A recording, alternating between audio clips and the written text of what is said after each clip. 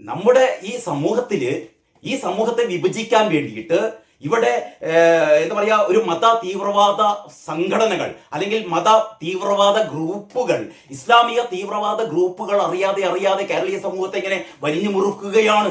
ഇതിനെതിരെ ആർക്കും ശബ്ദിക്കാൻ പറ്റില്ല. ശബ്ദിച്ചു കഴിഞ്ഞാൽ നമ്മളെ ഉടനെ തന്നെ ഇസ്ലാമിക വിരുദ്ധനായി ചാപ്പുകുത്തും. ഒരുപക്ഷെ നിങ്ങൾ അങ്ങനെ ആയിരിക്കും ചെയ്യുക. ഞാൻ പറയുന്നത് ഇസ്ലാമിക വിരുദ്ധമാണ്. ഞാൻ വീണ്ടും വീണ്ടും വീണ്ടും പറയുകയാണ്, ഇസ്ലാമിക അല്ലെങ്കിൽ മുസ്ലിം വിരുദ്ധതയല്ല പറയുന്നത്. ഇത് മുസ്ലിം മതവിഭാഗത്തോടുള്ള എതിർപ്പല്ല പറയുന്നത്. ഇത് പെൺകുട്ടികളെ ചതിയിൽപ്പെടുത്തിക്കൊണ്ട് നിങ്ങൾ ഇഷ്ടമുള്ള ഒരു ഹൈന്ദവ പെൺകുട്ടിക്ക് ഒരു മുസ്ലിം ചെറുപ്പക്കാരന് ഇഷ്ടമാണെങ്കിൽ ആയിക്കോട്ടെ എന്ന് നിങ്ങൾ പ്രണയിക്കുക, നിങ്ങൾ കല്യാണം കഴിക്കുക. ആരും നിങ്ങളെ ചോദ്യം ചെയ്യില്ല. പ്രത്യേകിച്ചും ഹൈന്ദവ മതത്തിൽ അങ്ങനെ ഒരു ചോദ്യം ചെയ്യലൊന്നുമില്ല. ഹൈന്ദവ മതം എന്ന് പറയുന്നത് അത്രമാത്രം കാഴ്ചപ്പാടിൽ വളരെ വിശാലമായ മതമാണ്.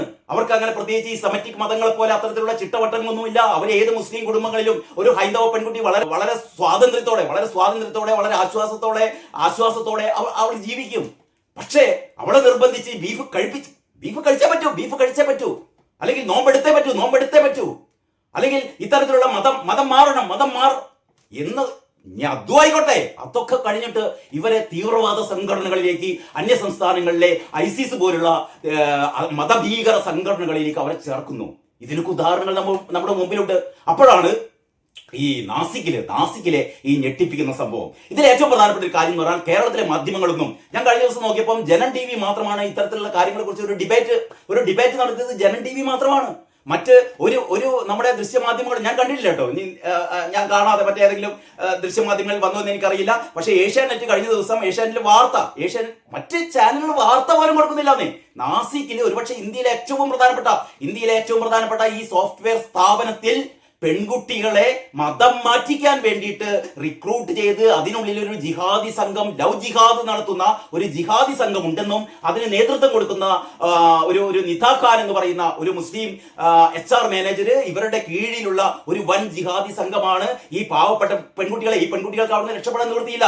കാരണം അവർക്ക് അവരുടെ ശമ്പളം നഷ്ടപ്പെടും, അവരുടെ സാമ്പത്തികമായ അവരെ ചൂഷണം ചെയ്തുകൊണ്ട് ഇവർ പുറത്തേക്ക് പോയി കഴിഞ്ഞാൽ മറ്റൊരു ജോലിയൊന്നും കിട്ടില്ല. അതുകൊണ്ട് നിങ്ങൾക്ക് ജീവിക്കണമെങ്കിൽ നിങ്ങൾ ഇസ്ലാം മതത്തിലേക്ക് കൺവേർട്ട് ചെയ്യണം. അതാ പറയുന്നത്. നിങ്ങൾക്ക് ശമ്പളം കൂട്ടി തരാം, നിങ്ങൾക്ക് ലീവ് എത്ര വേണമെങ്കിൽ തരാം, നിങ്ങൾക്ക് മറ്റ് ആനുകൂല്യങ്ങൾ തരാം. പക്ഷെ നിങ്ങൾ ഒരു കാര്യം ചെയ്യണം, നിങ്ങൾ നോമ്പ് തോൽക്കണം, നിങ്ങൾ ഇസ്ലാം മതത്തിലേക്ക് കൺവേർട്ട് ചെയ്യണം, നിങ്ങൾ ബീഫ് തിന്നണം. എന്നിട്ട് അതിന്റെ ഇടയിൽ ഇവരെ ലൈംഗികമായി ഉപയോഗിക്കുക. ഇതിന്റെയൊക്കെ പേരിലാണ് ഈ TCS, അതായത് ടാറ്റ കൺസൾട്ടൻസി സർവീസിൽ 7 പേരെ പോലീസ് അറസ്റ്റ് ചെയ്തു. എല്ലാവർക്കും നമസ്കാരം. വാർത്താവിശേഷങ്ങളുടെ പുതിയൊരു എപ്പിസോഡിലേക്ക് സ്വാഗതം. നമ്മൾ പലപ്പോഴും കേൾക്കാറുള്ളതാണ്, ഹിന്ദു പെൺകുട്ടികളെ പ്രണയം നടിച്ച് അവരെ മുസ്ലിം മതത്തിലേക്ക് കൺവേർട്ട് ചെയ്ത് അവരെ തീവ്രവാദ സംഘടനകളിലേക്ക് നയിച്ചുകൊണ്ട് സിറിയയിലേക്കും മറ്റും കയറ്റി അയക്കുന്ന സംഭവങ്ങൾ കേരളത്തിൽ ഉൾപ്പെടെ നമ്മൾ പല ആവർത്തി നമ്മൾ കേട്ടതാണ്. ഇതിനെ സംബന്ധിച്ച് കേരളം ചർച്ച ചെയ്തതാണ്. അപ്പോഴൊക്കെ നമ്മുടെ പുരോഗമനവാദികള് അല്ലെങ്കിൽ അന്തംകമ്മികള്, സുഡാപ്പികള് ഒക്കെ പറഞ്ഞുകൊണ്ടിരുന്നത് അങ്ങനെയൊന്നുമല്ല, അതൊക്കെ വെറുതെ പറയുന്നതാണ്. ലവ് ജിഹാദ് എന്നൊരു സംഭവം ഇല്ല. ഈ ലവ് ജിഹാദ് എന്നുള്ളത് വെറുതെ ഒരു ഇസ്ലാമോഫോബിയ ഉണ്ടാക്കാൻ വേണ്ടിയിട്ട്, മുസ്ലിം മതസ്ഥരെ അപരവൽക്കരിക്കാൻ വേണ്ടിയിട്ട്, അവർക്കെതിരെ വിദ്വേഷം ജനിപ്പിക്കാൻ വേണ്ടിയിട്ട്, അവരെ ശത്രുപക്ഷത്ത് നിർത്താൻ വേണ്ടിയിട്ട് ഉണ്ടാക്കുന്ന ഒരു നെറേറ്റീവാണ് ഈ ലവ് ജിഹാദ്. യഥാർത്ഥത്തിൽ ലവ് ജിഹാദ് ഇല്ല എന്നൊക്കെയാണ് ഇവർ പറഞ്ഞുകൊണ്ടിരുന്നത്. ഇതിൻ്റെയൊക്കെ ഭാഗമായിട്ടായിരുന്നു നമുക്ക് കേരള സ്റ്റോറി 1 വന്നു, കേരള സ്റ്റോറി 2 വന്നു. ഈ രണ്ട്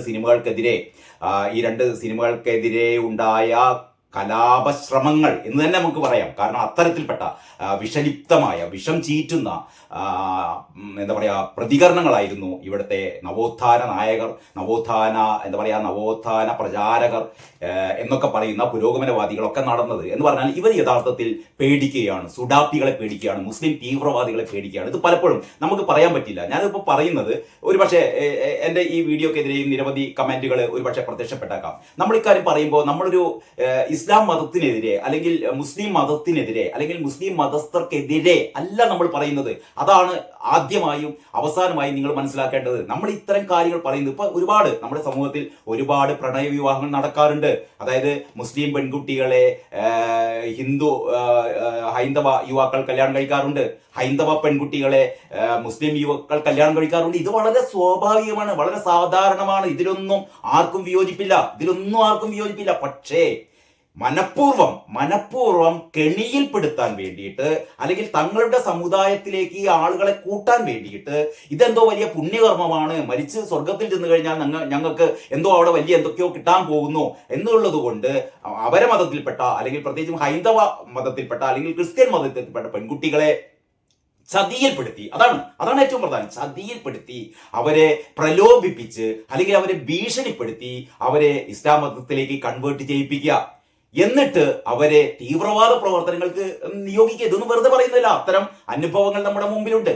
അപ്പോഴാണ് ഏറ്റവും പുതിയ വാർത്ത നാസിക്കിൽ നിന്ന് വരുന്നത്. നാസിക്കില് TCSലെ, അതായത് ടാറ്റ കൺസൾട്ടൻസി സർവീസ്, ഏറ്റവും വലിയ ഇന്ത്യയിലെ തന്നെ ഏറ്റവും വലിയ സോഫ്റ്റ്വെയർ സ്ഥാപനമായ TCSൽ നിന്ന് നമ്മൾ കേൾക്കുന്ന വാർത്തകൾ എന്ന് പറഞ്ഞാൽ നമ്മളെ നടുക്കുന്ന വാർത്തകളാണ് കേട്ടോ. ഒരു കോർപ്പറേറ്റ് സ്ഥാപനത്തിൽ അവിടുത്തെ ഒരു HR മാനേജർ ഒരു മുസ്ലിം വനിതയാണ്. ഒരു മുസ്ലിം വനിതയായ HR മാനേജറുടെ നേതൃത്വത്തിൽ അവിടെ ഒരു സംഘം ജിഹാദികൾ പ്രവർത്തിക്കുന്നു. അവര് മനഃപൂർവ്വം എന്ത് ചെയ്യുന്നു, ഈ ഹൈന്ദവ പെൺകുട്ടികളെ അവിടേക്ക് റിക്രൂട്ട് ചെയ്യുന്നു. വളരെ സാമ്പത്തികമായി പിന്നോക്കം നിൽക്കുന്ന, കാണാൻ അത്യാവശ്യം തെറ്റില്ലാത്ത ഹൈന്ദവ പെൺകുട്ടികളെ അവര് ഇന്റർവ്യൂ നടത്തിയിട്ട് അവരുടെ സ്ഥാപനത്തിലേക്ക് എടുക്കുകയാണ്. എന്നിട്ട് അവരെ ഈ പ്രത്യേക ജിഹാദി ഗ്രൂപ്പിന്റെ കയ്യിലാണ്ട് ഏൽപ്പിച്ചു കൊടുക്കുകയാണ്. എന്നിട്ട് അവരെ ജോലി സമ്മർദ്ദത്തിൽപ്പെടുത്തിയിട്ട് അവർക്ക് ലീവ് അനുവദിക്കില്ല, അല്ലെങ്കിൽ അവർക്ക് മറ്റ് എന്താ പറയുക, ജോലി സംബന്ധമായ കാര്യങ്ങളിലൊക്കെ ഇവരെ ഇടപെട്ടുകൊണ്ട്, എന്ന് പറഞ്ഞാൽ ഇവരുടെ തലക്ക് മുകളിൽ നിൽക്കുന്ന ആൾക്കാർ മുഴുവൻ ഈ ജിഹാദി ഗ്രൂപ്പുകളാണ്. ഈ ജിഹാദി ഗ്രൂപ്പിൽപ്പെട്ട ഈ HR മാനേജറുടെ ഒരു ശിങ്കടികളായ ഒരു മുസ്ലിം യുവാക്കൾ, ഇവര് ഈ പെൺകുട്ടികളെ ഹറാസ് ചെയ്യുന്നു, ഉപദ്രവിക്കുന്നു, ഇവരെ മതം മാറ്റാൻ വേണ്ടി പ്രേരിപ്പിക്കുന്നു, ഇവരെ ബീഫ് തീറ്റിപ്പിക്കുന്നു. ഈ ബീഫ് തീറ്റിപ്പിക്കുന്നു എന്ന് പറഞ്ഞപ്പോൾ ഏറ്റവും പ്രധാനപ്പെട്ട ഒരു കാര്യം കൂടി എന്റെ ഇടക്ക് പറഞ്ഞോട്ടെ. നമ്മുടെ ഈ കേരള സ്റ്റോറി 2 ഉണ്ടല്ലോ, സെക്കൻഡ് പാർട്ട്. അതിന്റെ സെക്കൻഡ് പാർട്ടില് ഈ ഹിന്ദു പെൺകുട്ടി, അതിലുണ്ട് ഒരു ഹിന്ദു പെൺകുട്ടിയെ, അത് കേരളത്തിൽ വെച്ചിട്ടല്ല കേട്ടോ, കേരളത്തിൽ വെച്ചിട്ടല്ല, മറ്റു സംസ്ഥാനത്ത് വെച്ചിട്ട് ഒരു ഹൈന്ദവ പെൺകുട്ടിയെ ബീഫ് തീറ്റിപ്പിക്കുന്നു, നിർബന്ധിച്ച് ബീഫ് തീറ്റിപ്പിക്കുന്നു. അപ്പോഴാണ് ഇവിടുത്തെ പുരോഗമനവാദികൾ പറയുന്നത്, ഓ കേരളത്തിൽ അങ്ങനെ ബീഫ് തീറ്റിപ്പിക്കുന്ന ഒരു പ്രശ്നമേ ഉണ്ടായിട്ടില്ല. കേരളത്തിലല്ലടോ, കേരളത്തിന്റെ പുറത്താണ്. കേരളത്തിന്റെ പുറത്ത് ബീഫ് തീറ്റിപ്പിക്കുന്ന സന്ദർഭം ഉണ്ടായി. കേരളത്തിൽ നമ്മൾ കേട്ടു അല്ലെ, കേരളത്തിൽ കേട്ടു.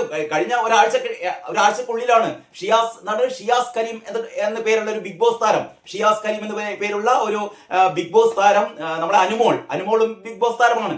അനുമോളെ ബീഫ് തീറ്റിപ്പിക്കാൻ ശ്രമിക്കുന്ന ഒരു വീഡിയോ ഇപ്പൊ നമ്മുടെ സമൂഹ മാധ്യമങ്ങളിൽ അവൈലബിൾ ആണ്. നമ്മളാകെ ഞെട്ടും. കാരണം ഈ അനുമോൾ എന്ന് പറയുന്ന എന്താ പറയാ, ആ സെലിബ്രിറ്റിയായ അനുമോൾക്ക് ബീഫ് കഴിക്കാൻ താല്പര്യമില്ല.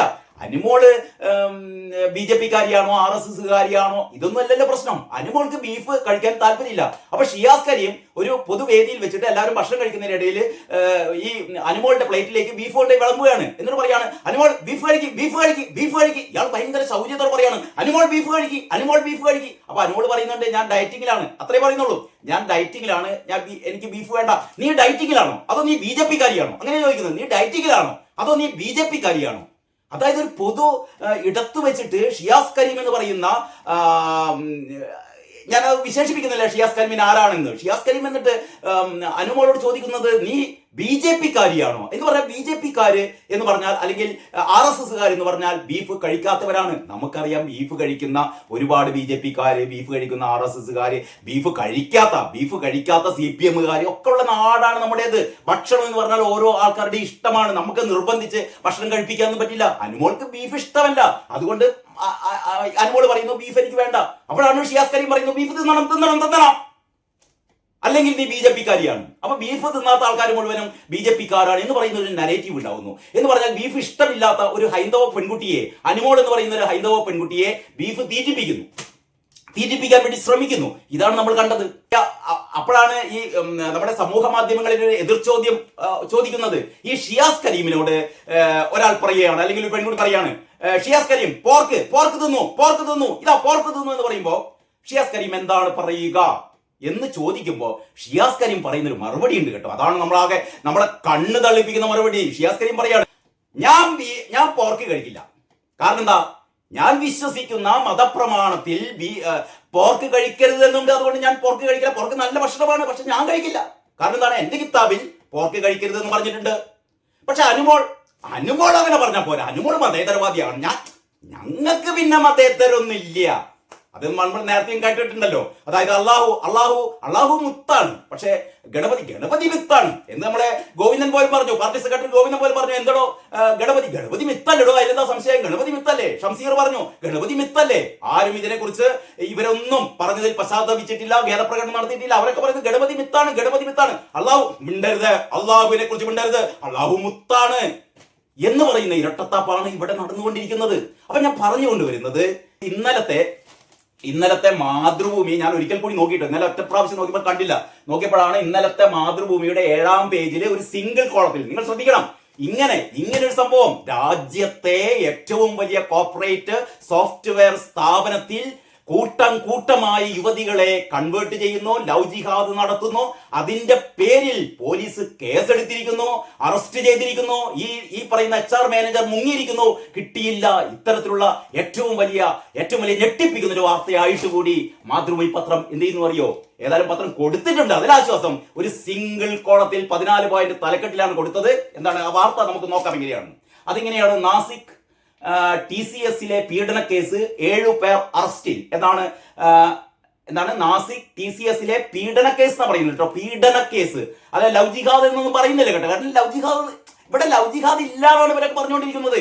ഇവിടെ ക്രിസ്ത്യൻ മതവിഭാഗത്തിൽപ്പെട്ടതും ഹൈന്ദവ മതവിഭാഗത്തിൽപ്പെട്ടതുമായ പെൺകുട്ടികളെ ഇസ്ലാമിലേക്ക് പ്രലോഭിപ്പിച്ച് ചതിയിലകപ്പെടുത്തി കൺവേർട്ട് ചെയ്ത് ISIS പോലുള്ള സംഘടനകളേക്ക് അയക്കുന്ന സംഭവം ഉണ്ടായിട്ടും ഇവർ പറയുന്നു ഇങ്ങനെയൊന്നും സംഭവിക്കുന്നില്ല. ഈ ഞാൻ നേരത്തെ പറഞ്ഞു, ഈ കേരള സ്റ്റോറി സെക്കൻഡ് പാർട്ടില് ഒരു ഹൈന്ദവ പെൺകുട്ടിയെ നിർബന്ധിച്ച് ബീഫ് തീറ്റിപ്പിക്കുന്ന സംഭവം ഉണ്ടായപ്പോൾ ഇവിടുത്തെ പുരോഗമനവാദി പറഞ്ഞ അങ്ങനെ ഒരു സംഭവം ഇന്ത്യയിൽ ഉണ്ടായിട്ടില്ല. ഇന്ത്യയിൽ ആരെയും അങ്ങനെ നിർബന്ധിച്ച് ബീഫ് തീറ്റിച്ചിട്ടില്ല. നിങ്ങളൊരു കാര്യം ചെയ്യും, നിങ്ങൾ ഓൺലൈനിൽ ഈ ഇതൊന്ന് സെർച്ച് ചെയ്ത് കഴിഞ്ഞാൽ ഇന്ത്യ ടുഡേയില് വളരെ കൃത്യമായി ഇൻഡോറില് UPയില് ഇങ്ങനെ 2 സംഭവങ്ങൾ കാണാം. UPയില് ദളിത് വിഭാഗത്തിൽപ്പെട്ട ഒരു പെൺകുട്ടിയെ നിർബന്ധിച്ച് ബീഫ് തീറ്റിപ്പിച്ച സംഭവത്തെ കുറിച്ചുള്ള വാർത്ത എഴുതിയിട്ടുണ്ട്.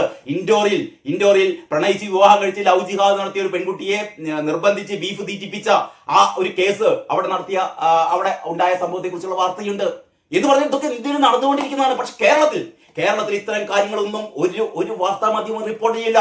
കാരണം കേരളത്തിലെ വാർത്താ മാധ്യമങ്ങൾ മുഴുവൻ പേടിക്കുന്നു. ആരെ പേടിക്കുന്നു? ഇസ്ലാമിക തീവ്രവാദികളെ പേടിപ്പിക്കുന്നു. നിങ്ങൾ മിണ്ടരുത്. മിണ്ടിയാൽ നിങ്ങളെ ആരാക്കും? നിങ്ങളെ RSSകാരനാക്കും, അല്ലെങ്കിൽ നിങ്ങളെ BJPക്കാരനാക്കും, അല്ലെങ്കിൽ നിങ്ങളെ ഇസ്ലാമിക വിരുദ്ധനാക്കും എന്നുള്ളൊരു പേരിൽ ആരും മിണ്ടുന്നില്ല.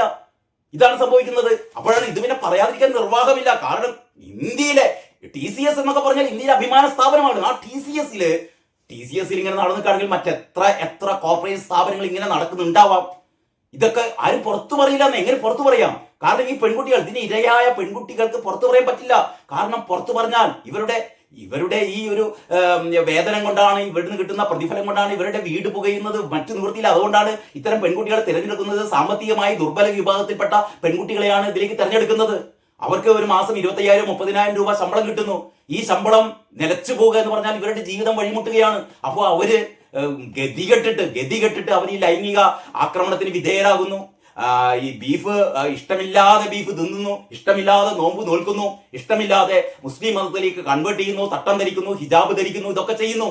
കാരണം ഇങ്ങനെയെങ്കിലും ജീവിച്ചു പോണ്ടേ എന്ന് പറയുന്ന ഒരവസ്ഥയിൽ അതിൽ നിന്നാണ് ഒരു പെൺകുട്ടി ആദ്യമായി പോലീസിൽ പരാതിപ്പെടുന്നു. അങ്ങനെയാണ് പോലീസുകാർ ഈ സംഭവം മനസ്സിലാക്കുന്നത്. അവര് വേഷപ്രച്ഛന്നരായി, അത് നിങ്ങൾ നോക്കണേ, ഒരു 2 ആഴ്ചക്കാലം വേഷപ്രച്ഛന്നരായി ഈ സ്വീപ്പർമാരായും മറ്റ് ഹെൽപ്പർമാരുമായും ഒക്കെ പോലീസുകാർ വേഷം മാറി ഈ സ്ഥാപനത്തിൽ ജോലി ചെയ്ത് അങ്ങനെയാണ് ഇവർ ഈ പ്രതികളെയൊക്കെ കണ്ടെത്തുന്നതും ഈ പ്രതികളെയൊക്കെ അറസ്റ്റ് ചെയ്യുന്നതും. ആ വാർത്ത മാതൃഭൂമി കൊടുത്തത് ഇങ്ങനെയാണ്: നാസിക്കിലെ ടാറ്റ കൺസൾട്ടൻസി സർവീസിലെ, അതായത് TCS, നാസിക്കിലെ ടാറ്റ കൺസൾട്ടൻസി സർവീസിലെ ചില വനിതാ ജീവനക്കാരെ ലൈംഗികമായി പീഡിപ്പിച്ചു എന്ന കേസിൽ അറസ്റ്റിലായ 7 ജീവനക്കാരെ കമ്പനി സസ്പെൻഡ് ചെയ്തു എന്ന തരത്തിലാണ് വാർത്ത കൊടുത്തത് കേട്ടോ. എന്നിട്ട് പറയുന്നു, മറ്റൊരു വനിതാ ജീവനക്കാരി ഒളിവിലാണെന്ന് അന്വേഷണ ഉദ്യോഗസ്ഥർ പറഞ്ഞു. അതായത് ഈ HR മാനേജർ. ദേവ്ലാലി പോലീസ് സ്റ്റേഷനിൽ 9 വനിതാ ജീവനക്കാരികളാണ് പീഡന പരാതി നൽകിയത്. ആലോചിച്ച് നോക്കണം, TCSലെ 9 വനിതാ ജീവനക്കാരികളാണ്. 1ഉം 2ഉം അല്ല കേട്ടോ, 1ഉം 2ഉം അല്ല, 9 ജീവനക്കാരികളാണ് തങ്ങളെ മുസ്ലിം മതത്തിലേക്ക് ലവ് ജിഹാദിന്റെ പേരിൽ മതം മാറ്റം നടത്തി എന്നല്ലെങ്കിൽ മതം മാറ്റാൻ ശ്രമം നടത്തുന്നു എന്ന പേരിൽ ഇവര് ഈ തരത്തിലുള്ള പരാതി നൽകിയത്. ദേവ്ലാൽ പോലീസ് സ്റ്റേഷനിൽ 9 വനിതാ ജീവനക്കാരികളാണ് പീഡന പരാതി നൽകിയത്. ലൈംഗിക പീഡനത്തിന് പുറമെ മതം മാറാൻ നിർബന്ധിച്ചതായും പരാതിയിൽ ആരോപിക്കുന്നു. അപ്പോഴാണ് മാതൃഭൂമി പറയുന്നത് ഇവരെ മതം മാറാൻ നിർബന്ധിച്ചതായും പരാതിയിൽ ആരോപിക്കുന്നു. കമ്പനിയിലെ ടീം ലീഡർമാരായ 6 പുരുഷന്മാരും HR വിഭാഗത്തിലെ ഒരു വനിതയുമാണ് അറസ്റ്റിലായിട്ടുള്ളത്. പീഡനത്തെക്കുറിച്ച്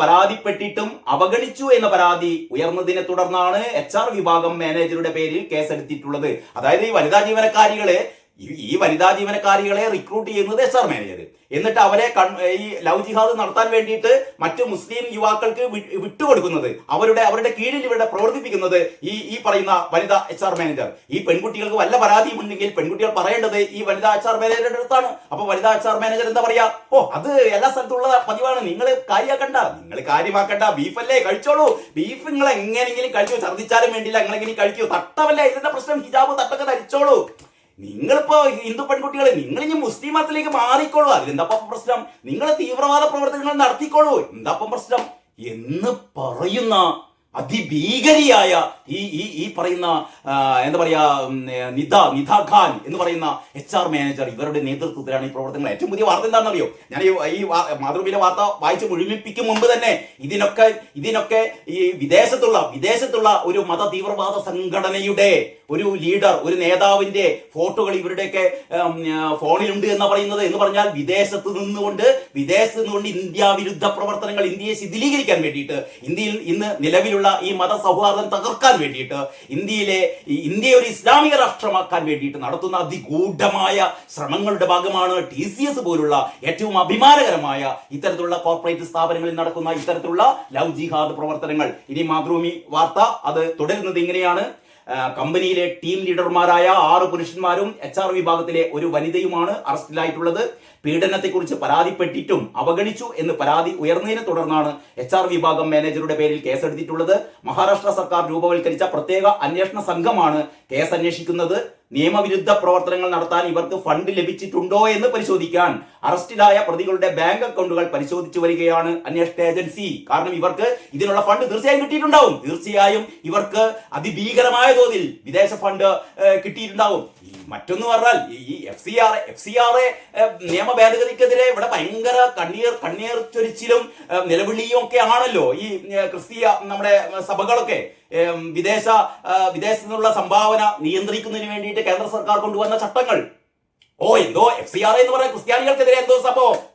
ഇതൊക്കെ FCRA ഫണ്ട് വാങ്ങിയിട്ട് ഇന്ത്യ വിരുദ്ധ പ്രവർത്തനം നടത്തുന്ന ഒരുപാട് ഗൂഢശക്തികൾ, ഒരുപാട് ഗൂഢ സ്ഥാപനങ്ങൾ, അല്ലെങ്കിൽ ഇത്തരത്തിലുള്ള നിയമവിരുദ്ധ ഈ ഏജൻസികൾ പ്രവർത്തിക്കുന്നുണ്ട് എന്നുള്ളതിന്റെ അടിസ്ഥാനത്തിലാണ് കേന്ദ്ര ഗവൺമെന്റ് ഈ വിദേശത്ത് നിന്ന് വരുന്ന സംഭാവനകൾ അത് സംബന്ധിച്ചുള്ള ചില നിയന്ത്രണങ്ങളൊക്കെ ഏർപ്പെടുത്തിയത്. നിരോധിച്ചതല്ല, നിയന്ത്രണങ്ങൾ. വിദേശത്ത് നിന്ന് ഫണ്ട് വന്നാൽ ആ ഫണ്ട് എത്ര കിട്ടി, അത് എന്തിന് ചെലവാക്കി എന്ന് വളരെ വ്യക്തമായി കേന്ദ്ര ഗവൺമെന്റിന് റിപ്പോർട്ട് സമർപ്പിക്കണം. അങ്ങനെ റിപ്പോർട്ട് സമർപ്പിക്കാത്ത സ്ഥാപനങ്ങളുടെ സ്വത്തുകൾ കണ്ടുകെട്ടാനുള്ള നിയമമാണ് വരുത്തിയത്. ഇതിലാണ് ക്രിസ്ത്യൻ സഭകൾക്ക് നെഞ്ചത്തടിച്ച് നിലവിളിക്കുന്നത്. എന്ത് കാര്യം?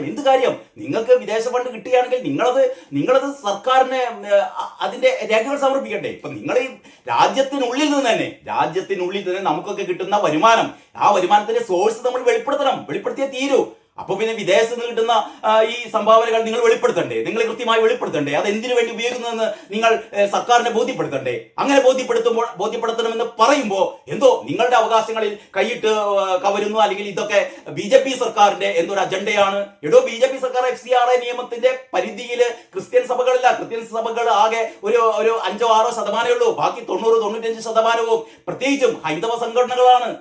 ഞാൻ മനസ്സിലാക്കിയതോടൊപ്പം അമൃതാനന്ദമയി മഠവുമായി ബന്ധപ്പെട്ട, അല്ലെങ്കിൽ മറ്റ് ഏറ്റവും വലിയ ഹൈന്ദവ മഠങ്ങളുമായി ബന്ധപ്പെട്ട പല അക്കൗണ്ടുകളും ഇത്തരത്തിലുള്ള ഈ FCRA ചട്ടങ്ങൾ ലംഘിച്ചു എന്നതിന്റെ പേരിൽ നിയന്ത്രണം ഏർപ്പെടുത്തിയിട്ടുണ്ടെന്നാണ് ഞാൻ മനസ്സിലാക്കുന്നത്. കാരണം ഇവരൊക്കെ തട്ടിപ്പ് നടത്തി എന്നല്ല ഞാൻ പറയുന്നത്. കാരണം ഇവര് കൃത്യമായ രേഖകൾ ഹാജരാക്കാത്തത് കൊണ്ട്. അപ്പൊ കൃത്യമായ രേഖകൾ ഹാജരാക്കിയതിലൊന്നും പ്രശ്നമില്ല.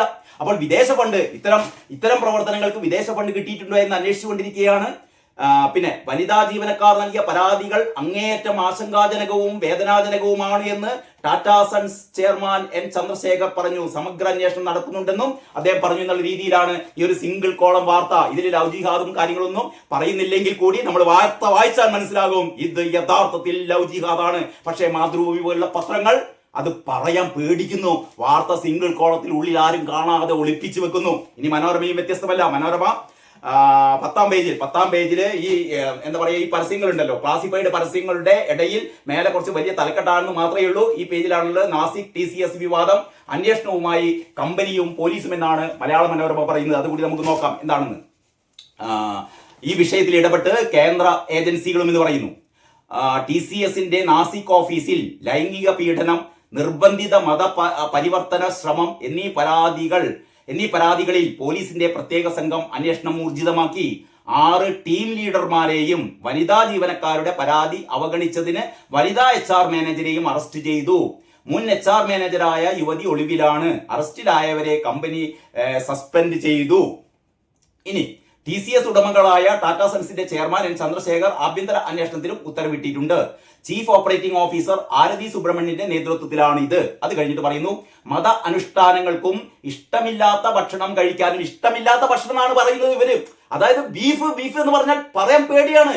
ബീഫ് കഴിക്കാൻ നിർബന്ധിച്ചു എന്ന് പറയാൻ ഇവർക്ക് പേടി. അതുകൊണ്ട് ഇഷ്ടമില്ലാത്ത ഭക്ഷണം, അത്രേ, ഇഷ്ടമില്ലാത്ത ഭക്ഷണം കഴിക്കാനും നിർബന്ധിക്കുക എന്ന് പറഞ്ഞാൽ പച്ച മലയാളത്തിൽ പറഞ്ഞാൽ ബീഫ് കഴിക്കാനാണ് നിർബന്ധിച്ചത്. മലയാള മനോരമയ്ക്ക് പറയാൻ പേടി, മാതൃഭൂമിക്ക് പറയാൻ പേടി, മറ്റു ചില പത്രങ്ങള് വാർത്തകൾ പോലും കൊടുത്തില്ല.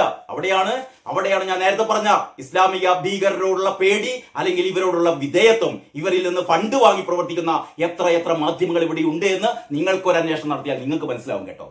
അതിലേക്ക് ഞാൻ കൂടുതൽ കടക്കുന്നില്ല. ഇനി മത അനുഷ്ഠാനങ്ങൾക്കും ഇഷ്ടമില്ലാത്ത ഭക്ഷണം കഴിക്കാനും നിർബന്ധിക്കുക, ശരീരത്തിൽ മോശമായി സ്പർശിക്കുക, വളരെ വളരെ എന്താ പറയാ, സോഫ്റ്റ് ആയിട്ടാണ് ഇതൊക്കെ അവതരിപ്പിക്കുന്നത് കേട്ടോ. ശരീരത്തിൽ മോശമായി സ്പർശിക്കുക. കാര്യം എന്താണെന്ന് നിങ്ങൾക്ക് മനസ്സിലായില്ലേ? അത് തന്നെയാണ് സംഭവിച്ചത്. വിവാഹ വാഗ്ദാനം നൽകി പീഡിപ്പിക്കുക തുടങ്ങിയ ആരോപണങ്ങളാണ് ഉയർന്നിട്ടുള്ളത്. 7 സ്ത്രീകളും 1 പുരുഷനും നൽകിയ പരാതികളിൽ 9 കേസുകൾ രജിസ്റ്റർ ചെയ്തിട്ടുണ്ട്. അപ്പൊ 7 സ്ത്രീകൾ പരാതി നൽകിയിട്ടു. ഇപ്പൊ ഏറ്റവും പുതിയ വാർത്ത ഞാൻ കേൾക്കുന്നത് ഏതാണ് 12-14ഓളം സ്ത്രീകള്, കൂടുതൽ സ്ത്രീകൾ ഈ പറയുന്ന എന്ന് പറയുന്നത് ഒരു വൻ സംഘമാണ്, വൻ റാക്കറ്റാണ്. എന്ന് പറഞ്ഞാൽ ഈ ഒരു സ്ഥാപനത്തിൽ ഈ 6 സ്ത്രീകൾ മാത്രമല്ല, അല്ലെങ്കിൽ 7 സ്ത്രീകൾ മാത്രമല്ല പീഡനത്തിന് ഇരയായത്. അതിനേക്കാൾ കൂടുതൽ സ്ത്രീകൾ പീഡനത്തിന് ഇരയായിട്ടുണ്ട്, അല്ലെങ്കിൽ ഇത്തരത്തിൽപ്പെട്ട ലവ് ജിഹാദിന് ഇരകളായിട്ടുണ്ട് എന്നുള്ളതാണ് നമുക്ക് മനസ്സിലാക്കാൻ വേണ്ടി കഴിയുന്നത്. ഇനി കേന്ദ്ര അന്വേഷണ ഏജൻസികളും വിഷയത്തിൽ ഇടപെട്ടിരിക്കുന്നു. അറസ്റ്റിലായവരുടെ ബാങ്ക് അക്കൗണ്ടുകളും ഫോണുകളും ലാപ്ടോപ്പുകളും പരിശോധിക്കും. അതേസമയം മതപരിവർത്തനം ഉൾപ്പെടെയുള്ള ആരോപണങ്ങൾ അറസ്റ്റിലായവരുടെ ബന്ധുക്കൾ നിഷേധിച്ചു. അറസ്റ്റിലായവരുടെ ഇത് പുറത്തു വന്ന എങ്ങനെയാന്ന് വെച്ചാൽ, ഈ ഒരു യുവതിയെ മതം മാറ്റാൻ വേണ്ടി ശ്രമിച്ചിട്ട് അവളെ പ്രണയിച്ച് അവളെ കല്യാണം കഴിക്കാൻ പോകുന്നു എന്നൊക്കെ പറയുന്ന ഒരു മുസ്ലിം ചെറുപ്പക്കാരന്റെ ഭാര്യ, അയാൾക്കൊരു മുസ്ലിം ഭാര്യ, നേരത്തെ തന്നെ മുസ്ലിം ഭാര്യയും അതിൽ 2-3 കുട്ടികളൊക്കെ ഉണ്ട്. എന്നിട്ട് ഇയാളാണ് ഈ പെൺകുട്ടിയെ, ഞാൻ നിന്നെ പ്രണയിക്കുന്നു, നീ എന്തുകൊണ്ട് ഈ ഹൈന്ദവ മതത്തിൽ നിന്ന് ഇസ്ലാം മതത്തിലേക്ക് മാറിക്കഴിഞ്ഞേക്കാണെങ്കിൽ നീ ബീഫ് കഴിച്ചത് നീ ഹിജാബ് ധരിക്കണം, അതൊക്കെ കഴിഞ്ഞിട്ട് നമുക്ക് എന്ത് ചെയ്യാം, നമുക്ക് കല്യാണം കഴിക്കാം എന്നൊക്കെ പറഞ്ഞിട്ട് പ്രലോഭിക്കുന്നത്. അപ്പോഴാണ് ഈ ഭാര്യയാണ് ഈ വിവരം ആദ്യം തന്നെ അറിയിച്ചത്. ഇതാ ഇയാൾ ഇങ്ങനെ ഒരു ദുഷ്ടപ്രവൃത്തി ചെയ്യുന്നുണ്ട് എന്നുള്ള അറിയിച്ചത്. അങ്ങനെയൊക്കെയാണ് ഈ സംഭവം പുറത്തറിയുന്നത് കേട്ടോ. കേരള സ്റ്റോറി 1ഉം 2ഉം ഒക്കെ കണ്ടിട്ട് രോഷം കൊണ്ട ആൾക്കാർ ഇപ്പോൾ എന്ത് പറയുന്നു എന്നാണ് അറിയേണ്ട ഒരു കാര്യം. കാരണം ഇതൊന്നും സംഭവിക്കുന്നില്ല. ഇതൊക്കെ വെറുതെ ഇവിടുത്തെ സംഘപരിവാർ ശക്തികൾ വെറുതെ ഇവിടെ അന്തചിത്രം ഉണ്ടാക്കാൻ നടക്കുകയാണെന്ന് പറയുമ്പോഴാണ് രാജ്യത്തെ ഏറ്റവും വലിയ സോഫ്റ്റ്വെയർ സ്ഥാപനത്തിൽ TCSൽ ഇങ്ങനെ നിരവധിയായ പെൺകുട്ടികളെ ലവ് ജിഹാദിന്റെ പേരിൽ മതം മാറ്റുകയും ബീഫ് കഴിക്കാൻ നിർബന്ധിക്കുകയും ചെയ്യുന്നത്. അപ്പോഴാണ് വീണ്ടും നമ്മുടെ മനസ്സിലേക്ക് ഷിയാസ് കരീമിനെ പോലുള്ള മലയാളികളായ ഇവിടുത്തെ സെലിബ്രിറ്റികൾ, അനുമോളെ പോലുള്ള ആൾക്കാരെ പൊതുമധ്യത്തിൽ വെച്ച് ബീഫ് കഴിച്ചില്ലെങ്കിൽ നീ എന്താ BJP-കാരിയാണോ എന്ന് ചോദ്യം കേട്ട് നമ്മൾ ഞെട്ടുന്നത്. അതേ അവസരത്തിൽ തന്നെ ഷിയാസ് കരീം പറയുന്നു, ഞാൻ പോർക്ക് കഴിക്കില്ല, കാരണം എന്റെ കിതാബ് പോർക്ക് കഴിക്കരുത് എന്ന് എന്നോട് പറഞ്ഞിട്ടുണ്ട്, അതുകൊണ്ട് ഞാൻ കഴിക്കില്ല. പക്ഷേ അനുമോൾ എന്ത് ചെയ്യണം? അനുമോൾ ബീഫ് കഴിക്കണം. ഇതാണ് ഇരട്ടത്താപ്പ് എന്ന് പറയുന്നത്. അത്തരത്തിൽപ്പെട്ട ഇരട്ടത്താപ്പ് എത്ര കാലം നമ്മൾ തുടരണം എന്നുള്ളതാണ് ഏറ്റവും പ്രധാനപ്പെട്ട ചോദ്യം. ബാക്കി വിശേഷങ്ങൾ നമുക്ക് അടുത്ത വീഡിയോയിൽ. അതുവരെ എല്ലാവർക്കും നന്ദി, നമസ്കാരം.